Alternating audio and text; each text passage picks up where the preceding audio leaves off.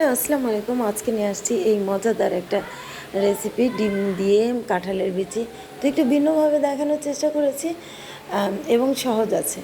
আপনি দেখেন, এটা আমি ডিমটা নিয়ে নিয়েছি 4টা। তারপরে এখানে কাঁঠালের বিচি যে গিরাটা আছে ওটা আমি খুলে নিয়েছি। কেন খুলে নিয়েছি একটু পরেই আপনি জানতে পারবেন।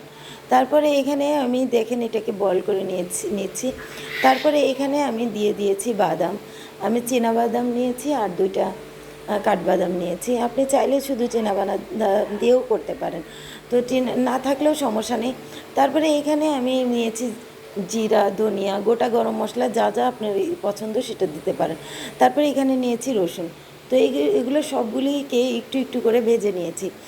এটার মশলার ফ্লেভারটা অনেক স্ট্রং আসে এবং অনেক মজা লাগে। তারপরে দিয়েছি 4টা শুকনো মরিচকে আমি সবগুলিকে একসাথে ভেজে নিয়েছি।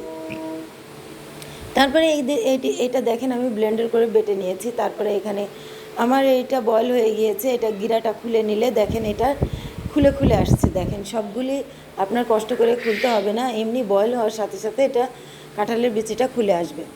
তো এখানে দেখেন আমি এইগুলোকে পরিষ্কার করে নিয়েছি, ডিমটা ছুলে নিয়েছি, কাঁঠালের বিচিটা অনেকটা পরিষ্কার করে নিয়েছি, খুব বেশি পরিষ্কার করতে পারিনি, আমি পাটায় পরিষ্কার করে নিয়েছি ডলে ডলে। তারপরে এখানে ডিমটা তেল দিব কড়াইয়ে, তারপরে একটু হলুদ দেবো, তারপরে ডিমটা আমি ভালো করে ভেজেও তুলে রাখবো। আমি খুব বেশি ভাজিনি, আপনি বেশি করে ভাজতে পারেন। তারপরে এখানে নিয়েছি কাঁচামরিচকে একটু তেলে ভেজে নিয়েছি ফ্লেভারের জন্য। তারপরে এখানে আমি নিয়েছি পেঁয়াজকে ভেজে নিয়েছি। তারপরে দিয়েছি ওই মশলাটা দেওয়ার পর তারপরে হলুদ গুঁড়া, লবণ সব কিছু দিয়ে তারপরে এই মশলাটা একটু কষিয়ে নিয়েছি যতক্ষণ না তেল ছেড়ে দেয়। তারপরে এখানে নিয়েছি আমি কাঁঠালের বিচিটা আমি ভালো করে কষিয়ে নেব।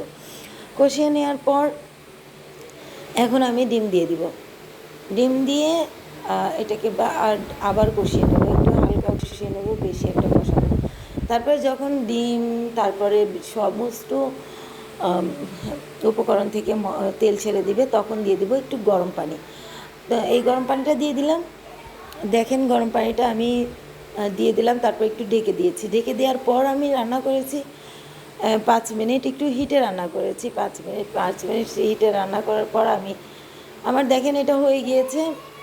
আমি একটু লো আঁচে রান্না করেছিলাম 2 মিনিট মতো, তারপরে আমার এটা হয়ে গিয়েছে। তারপরে এখানে দেখেন আমি কতটা সুস্বাদু লাগছে এটা। আপনি এইভাবে পরিবেশন করবেন।